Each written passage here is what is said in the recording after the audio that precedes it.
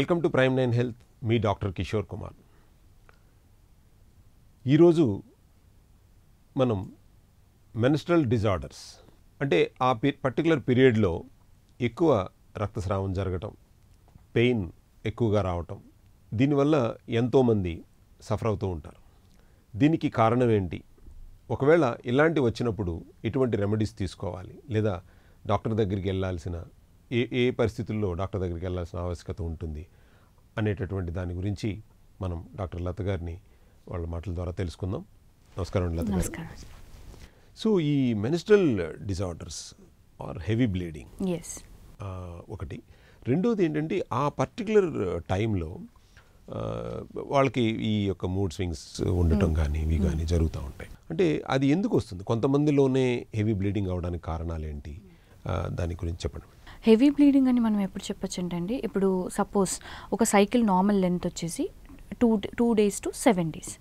If they are bleeding more than 7 days, so అదొక form of heavy bleeding అవుతుంది. అంటే వాళ్ళకి పర్ డే నార్మల్గా అవుతున్నా కూడా నంబర్ ఆఫ్ డేస్ ఎక్కువ అవుతున్నారు, 10 days అవుతున్నారు, 11 days అవుతున్నారు. సో అది కూడా మనం హెవీ మెన్స్ట్రల్ బ్లీడ్ లాగా కన్సిడర్ చేయొచ్చు.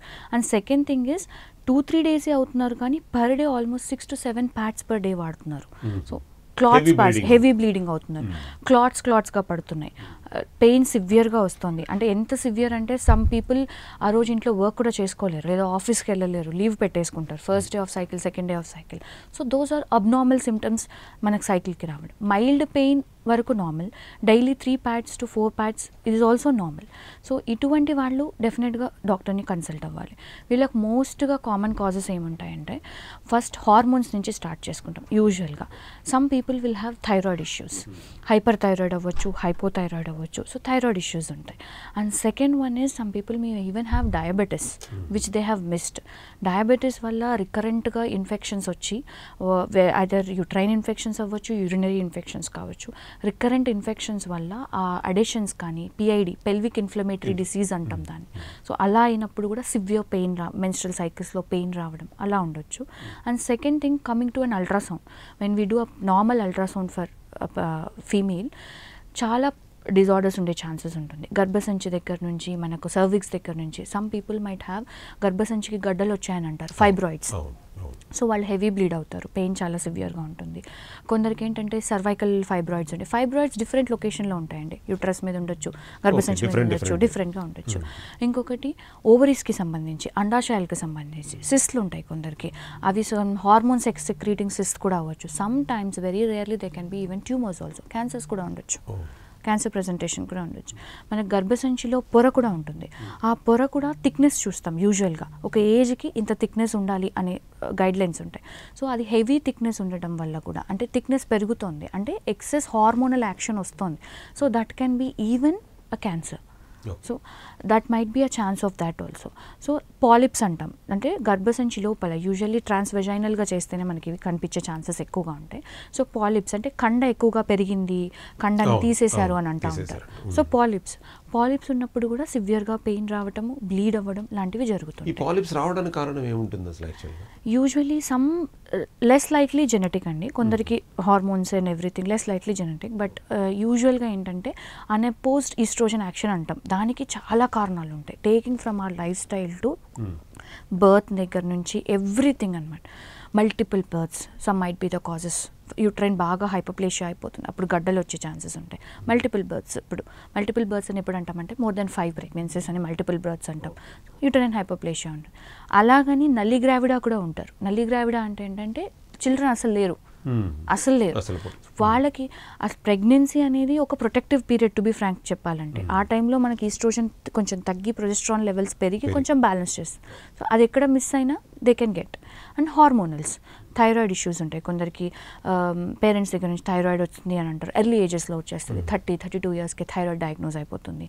Diabetes also diagnose. ఈ డయాబెటీస్ ఒకవేళ వాళ్ళు యాక్చువల్గా ఏంటంటే డయాబెటీస్ వచ్చింది అని ఐడెంటిఫై చేయడానికి కూడా ఒక 40 years పడుతుంది వాళ్ళకి. బట్ ఎప్పుడైతే కనుక ఈ ఎర్లీ స్టేజ్, ఇది కూడా ఒక సిమ్టమ్ అని చెప్పి వాళ్ళు డయాబెటిక్ చెక్ చేసుకోవడం కూడా మంచిది. అయితే వెజైనల్ డిశ్చార్జ్ ఒక symptom to be diabetes. Yeah, రికరెంట్గా యూరిన్ ఇన్ఫెక్షన్ వచ్చి దానివల్ల వెజైనల్ డిశ్చార్జెస్ వస్తాయి. వైట్ డిశ్చార్జ్, తెల్లబట్ట అవుతుంది. మాకు చాలా చోట్ల తిరిగామండి కానీ తెల్లబట్ట తగ్గట్లేదండి అంటారు. ఫస్ట్ డయాబెటిక్ టెస్ట్ చేసుకోవాలి. And first one urine test చేసుకోవాలి. ఈ రెండు ఇంటర్లింక్డ్. యూరిన్ ఇన్ఫెక్షన్ రావడం వల్ల వెజైనల్ డిశ్చార్జ్ వస్తుంది. డయాబెటీస్ ఉంటే కూడా ఈ రెండు వచ్చేస్తాయి. So that is also one of the symptom. So definitely దానికి మనం స్క్రీన్ చేసుకోవాలి. సో ఈ డయాబెటిక్ స్టార్ట్ అయ్యింది అని అంటే ఈ ఒకటి దాని వెనకాల ఒకటి కాంప్లికేషన్స్ అన్ని స్టార్ట్ అవుతుంటాయి. వాస్కులర్ డిసీజ్ కాబట్టి 1 by 1 కాంప్లికేషన్ స్టార్ట్ అవుతుంది. ఈ యొక్క అధిక రక్తస్రావం, సో ఓవర్ బ్లీడింగ్ అవ్వటం అనేటటువంటిది ఎక్కడి వరకు లీడ్ చేయగలుగుతుందండి? ఎక్కడి వరకు అంటే పూర్తిగా రక్తం తగ్గిపోయి, రీసెంట్గా ఒక పేషెంట్ వచ్చారు నా దగ్గరికి, ఆవిడకి 2 years నుంచి రక్తస్రావం అవుతుంది. ఆవిడ వచ్చిన కంప్లైంట్ ఏంటంటే ఆయాసంతో వచ్చారు. టెస్ట్ చేస్తే ఆవిడకి రక్తం 6 grams ఉంది. బ్లీడ్ అయ్యి 6 grams రక్తంకి వెళ్ళిపోయి హార్ట్లో రక్తం తగ్గిందంటే డెఫినెట్గా హార్ట్లో చేంజెస్ వచ్చేస్తాయి. సో హార్ట్లో చేంజెస్ వచ్చేసి పంపింగ్ కెపాసిటీ ఎవ్రీథింగ్. సో ఇక్కడి నుంచి వాళ్ళ సిస్టమ్స్ మొత్తం ఎఫెక్ట్ అవుతాయి ఆటోమేటిక్గా. ఎందుకంటే లాస్ అవుతున్నారు అని అంటే డెఫినెట్లీ అది రీప్లేస్ చేయడానికి కాంపెన్సేటరీ మెకానిజమ్స్ బాడీలో యాక్టివేట్ అయితే హార్ట్లో చేంజెస్ రావడం, లంగ్స్లో చేంజెస్ రావడం, ఇలాంటి సిమ్టమ్స్ అన్నీ వస్తాయి. సో బ్లడ్ ట్రాన్స్ఫ్యూషన్స్ వరకు వెళ్ళే ఛాన్సెస్ కూడా ఉంటుంది. So early approach is better. అంటే ఏ స్టేజ్ వాళ్ళకి ఇలాంటి సిమ్టమ్స్ ఎక్కువ ఉంటాయి? అంటే స్టూడెంట్ లైఫ్ ఆర్ లేకపోతే married life or after married? It depends upon individual personality. Some students' lives are comparatively less, but some people also present. ఇప్పుడు PCOD ఉందనుకోండి, బాగా అనపోజ్డ్ పీసీఓఎస్లోకి వెళ్ళిపోయారు వాళ్ళు కంప్లీట్గా.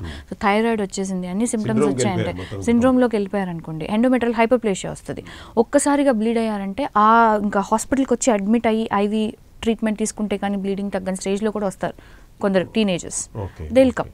మోస్ట్లీ ఏంటంటే అబౌట్ 30 కనిపిస్తారు. But we're seeing nowadays these cases also adolescent గ్రూప్లో, అంటే టీనేజర్స్ గ్రూప్లో ఉండి 3-4 months సైకిల్ అవ్వదు, ఎండోమెట్రియం బాగా హైపర్ప్లేషియా అయిపోతుంది, ఒక్కసారిగా బ్లీడ్ అయ్యారు అని అంటే ఆ సైకిల్లోనే దే లూజ్ బ్లడ్ 2 grams వరకు కూడా లూజ్ అక్యూట్ లాస్ అయ్యే ఛాన్సెస్ ఉంటుంది. వాళ్ళు ప్రజెంట్ అవుతారు. అదర్ గ్రూప్ ఏంటంటే అబోవ్ 50. యూజువల్గా మనకు menopausal age is 52, 45 to 52 is menopausal age. So ఆ 50 దగ్గరగా వస్తున్నప్పుడు ఈ ఫైబ్రాయిడ్స్ అనేవి కొంచెం ఎక్కువగా కనిపించే ఛాన్సెస్, పాలిప్స్ అనేవి ఎక్కువ కనిపించే ఛాన్సెస్ అప్పుడు ఉంటుంది. మేడం, ఇంకొకటి క్వశ్చన్ ఏంటంటే యాక్చువల్గా ఈ 40 మీరు మెనోపాజ్ సైకిల్స్ ఆగిపోవడం అనేది, సో వాళ్ళకి ఏంటంటే సహజంగా మీరు అన్నట్టు 50-52 right? It's 45 to 52. 45 to 52. So కొంతమందికి వాళ్ళు ఎలా ఉంటారంటే ఒక 40 years వచ్చిన తర్వాత నాకు ఒకవేళ సైకిల్స్ ఆగిపోయినాయేమో అని వాళ్ళు అనుకుంటున్నారు.